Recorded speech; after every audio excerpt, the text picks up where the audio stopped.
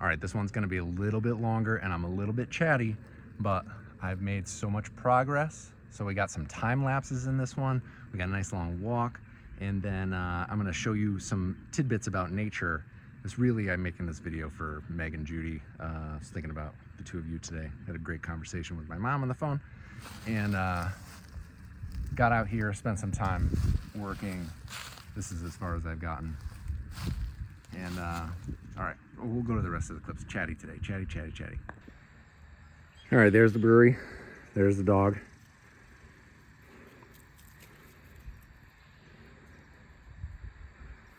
Let's go for a walk. And we're gonna take the clippers and the grass whip and the dog. We're gonna keep working on our stone wall.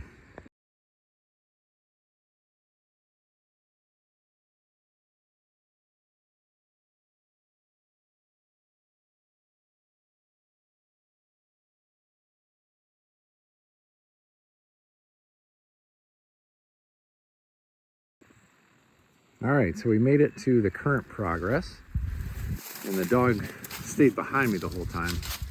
He's off in the field by that, in between these two posts. See him moving there? And yeah, we haven't done a lot today. So I give him a pretty long leash to roam around. He knows where the boundaries are. And we have different calls depending on how close I want him to get. If I don't see him, I have a call just to come within eyesight. And then, you know, corresponding body language. And then if I want him to come all the way close to me, we have something. And then if I want him to come and sit in front of me, there's another call for that. Hey! And then you make that noise when you catch him. Ah! When you catch him eating deer crab. Deer love this field. And so they'll go in and sit there and poop, and then he will go eat it. Come here. He's like, no, there's so many prickers. So what I'm gonna do now is clean up some of this. I'm at 2 big sugar maples and a something, whatever that guy is. And that guy that's bending over right in the middle of the screen right now, that's an apple tree, crab apple tree. And so that'll be a player in our story coming up. I think these trees are a good reference point. It's got that sooty mold. It's black, the trunk is black, and it's spread by aphids. And it's I think it's called black sooty mold. And it's killing all my trees, and it's getting worse with climate change. And that's how the sugar maples are dying. Is that sooty mold. We've lost a bunch of good trees that way. A little fun thing, because it's right here. This is the foot of that tree, right? Sugar maple. And this is a girdling root. And it's a root that grew out of the ground and grew across this. And, you know, hope it's not poison ivy. Grew across the root of the main tree, and you can see the indentation. It was starting to choke that out, which will restrict the flow of nutrients and minerals and water up, and the energy that it gets from photosynthesis going down and storing in the roots.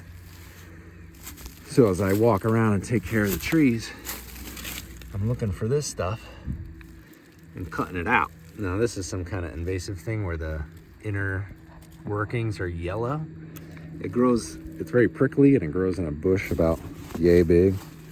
And it stinks, this stuff stinks. So I've cut all this out, and now I'm going to get a little workout in and then walk home.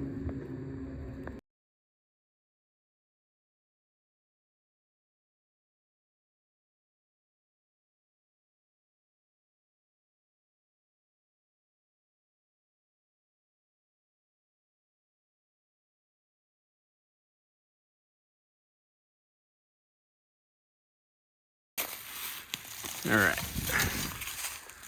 so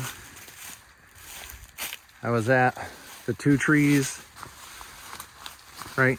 2 maple trees and that guy, and made it this far.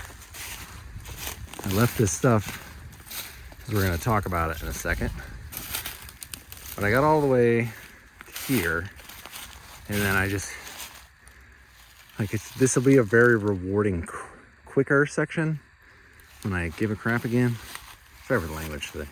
And then in here is some bare spots, so that'll be fast. I'm gonna prune that branch. That's a shagbark hickory, and then another maple, and this crabapple. So when I get to this area, we'll touch up some of these trees and make it easy to mow. It'll be good. The dog has been chilling in the field on a high spot watching the world go round. And I want to leave you with a few fun facts about nature today.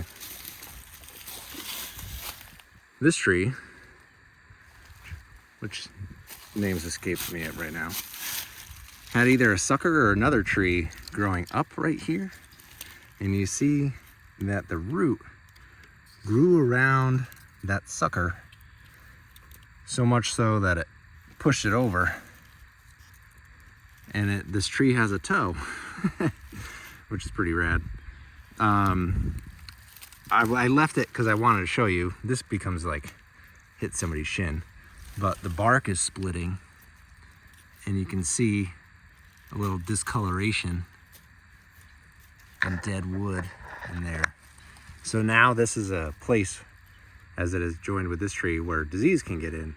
So I'm gonna cut it somewhere around there. So hopefully it can close up and heal and not become a disease vector. Then you have a spot like that,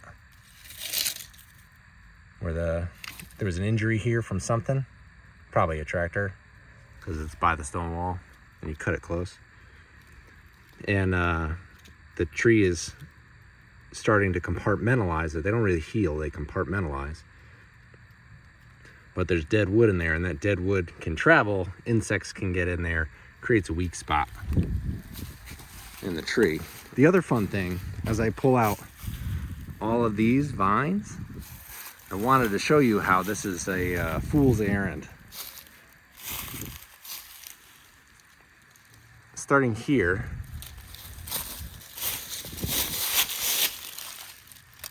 that's the dirt line. That is the root